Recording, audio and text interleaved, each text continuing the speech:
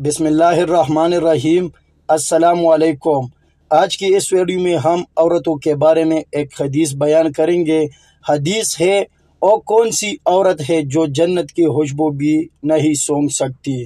شروع کرنے سے پہلے ایک چھوٹی سی ریکویسٹ ہے، اگر چینل پر نئے ہو اور سبسکرائب نہیں کیا تو برائے مہربانی چینل کو سبسکرائب کریں۔ تو چلے جی حدیث کو شروع کرتے ہیں۔ حضرت ابو ہریرہ رضی اللہ تعالیٰ عنہ سے روایت ہے کہ نبی کریم صلی اللہ علیہ وسلم نے ارشاد فرمایا کہ زوزہیوں کی دو جماعتیں میں نے نہیں دیکھی ہے، کیونکہ وہ ابھی موجود نہیں ہوئی، بعد میں ان کا وجود اور ظہور ہوگا۔ ایک جماعت ان لوگوں کی ہوگی جن کے پاس بیلوں کی دموں کی طرح کے کوڑے ہوں گے، ان سے لوگوں کو ظلماً ماریں گے۔ دوسری جماعت ایسی عورتوں کی ہوگی جو کپڑے پہنے ہوئے ہوں گی مگر اس کے باوجود ننگی ہوں گی، مرد کو مائل کرنے والی اور خود ان کی طرف مائل ہونے والی ہوں گی۔ ان کے سر بڑے بڑے اونٹوں کے کوہانوں کی طرح ہوں گے اور چکے ہوئے ہوں گے۔ یہ عورتیں نہ جنت میں داخل ہوں گی اور نہ اس کی خوشبو سونگھیں گی، اور اس میں شک نہیں کہ جنت کی خوشبو اتنی دور سے سونگھی جاتی ہے۔ رواہ مسلم۔ بعض روایت میں ہے کہ جنت کے خوشبو 500 سال کی مسافت سے سونگھی جاتی ہے۔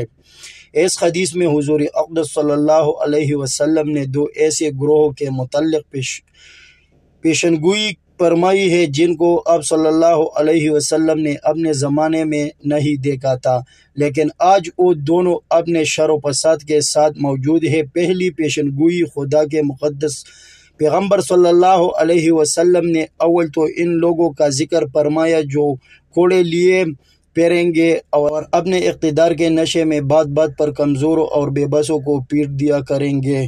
دوسری پیشنگوئی عورتوں کے حق میں ارشاد فرمائی کہ ایسی عورتیں موجود ہوں گی جو کپڑے پہنے ہوئے ہوں گی لیکن پھر بھی ننگی ہوں گی، یعنی اس قدر باریک کپڑے پہنیں گی کہ ان کے پہننے سے جسم چھپانے کا فائدہ حاصل نہ ہوگا۔